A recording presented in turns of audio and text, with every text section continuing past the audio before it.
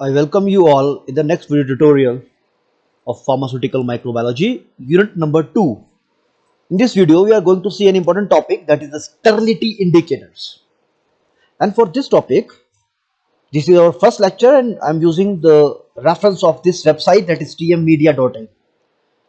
The reason why I am using this website as a reference material is that I found the information that is mentioned in this website is very fruitful, and it was written in a simple words. Don't worry, we will also go by the book, that is by Dr. N.K. Jain. In the next video, I will cover the topic of this sterility indicator from the book also. So just go by this website, that is tnmedia.in. So let's start. So the topic is, just see here, effective sterilization with indicators. So our topic is the sterility indicators. So yes, there are different type of sterilization method that we have completed. We have completed the physical, chemical, and the physico-chemical method is nothing but the combination of physical and the chemical methods. So we use different type of indicators. Let's see this. This is very important figure. Just I'll zoom a bit for you. So indicators, we use biological indicators and the chemical indicators. In case of biological indicator, we use different type of microorganisms for different methods. And what the benefit of indicator? They tell us about the efficacy of a particular sterilization method. Okay, that's why it is written effective sterilization with indicators. Indicator help us to determine how efficacious is our sterilization method. Okay, so in the biological indicator, we use different type of strips and ampules, whereas in the chemical indicators, I hope you have some idea about these indicators, because we have covered also in the brown tubes, or we can use the tapes also in the moist heat sterilization. So again, sterilization indicators for moist heat, then the chemical tape are there, and the test strips are also available. So let's start the sterilization indicators. Look at this. Let me zoom a bit. The efficacy of the sterilization procedure is monitored by various methods with the help of chemical and the biological indicators. The biological indicators, these are nothing but are the spore tests and the most accepted one, okay, of monitoring sterilization, because they assess sterilization process directly by killing highly resistant microorganisms. Okay, just see here what we will do.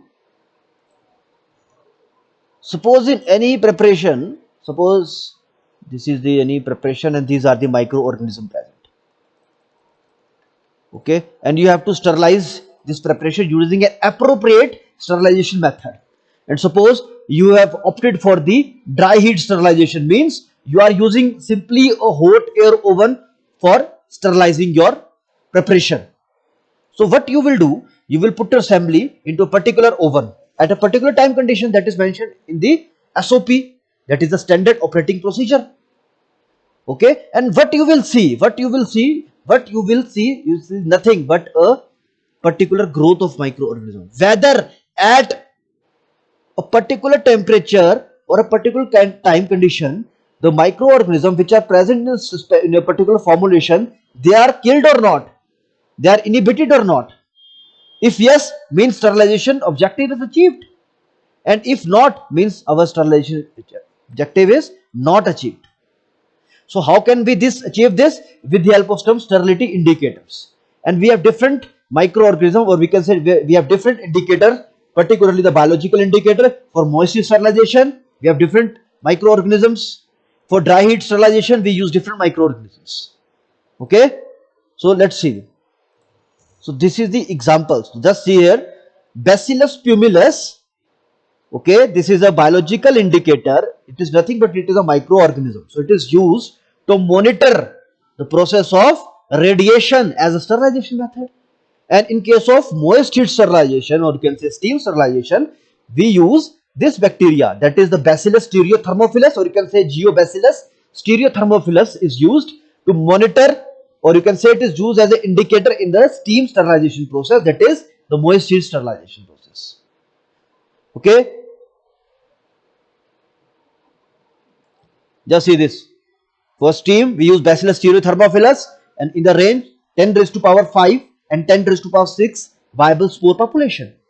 For dry heat and for gaseous sterilization, we use formerly called as Bacillus subtilis, but nowadays it is known as the Bacillus atrophius, and in the concept that is in the range 10 raised to power 5 spores. Spore of what? Spore of microorganism. It is used as what? Indicator for which process? For different sterilization process. And of course, for the determination of the or for the evaluation of the efficacy of the radiation method, we use a spore that is Bacillus pumilus in the ratio 10 raised to power 5 valuable spores.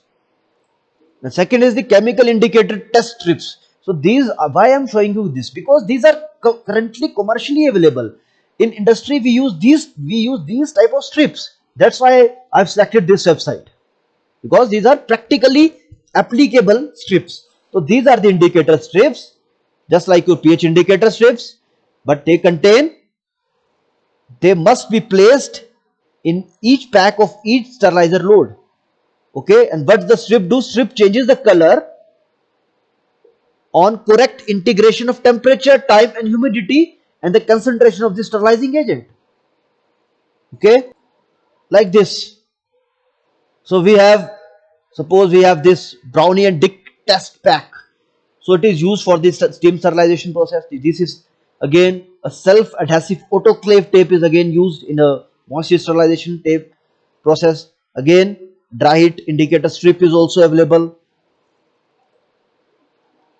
Please see this. This is dry heat indicator strips. These are available in the market. So let's see what is given in the book by Dr. N.K. Jain, that is the pharmaceutical microbiology book. So this is the book. So it says chemical indicators and again the biological indicator. Let's see the biological indicator first. First is the biological indicator is the preparation of the microorganism, usually bacterial spores. Okay, and that is carried either directly by some of the atoms, that is to be sterilized, such as using a filter paper, using a thread, etc. For example, for the moist sterilization, or you can say autoclaving, use spores of Bacillus stereothermophilus and Clostridium sporogenes. For dry heat, we use Bacillus subtilis, or you can say varieties niger. And for radiation sterilization, we use spores of Bacillus pumilus. We also use Bacillus subtilis for ethylene oxide sterilization, but variety is niger.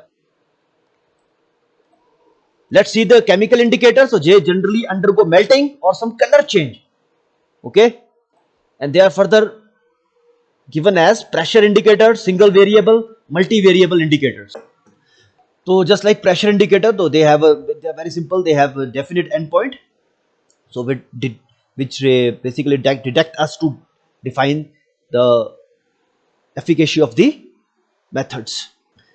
Just like single variable, as the name indicates, it is focused upon the single variable. Just like suppose it depends upon the melting point. For example, a specific melting point with change in color. So it shows a change in color with the change in the melting point.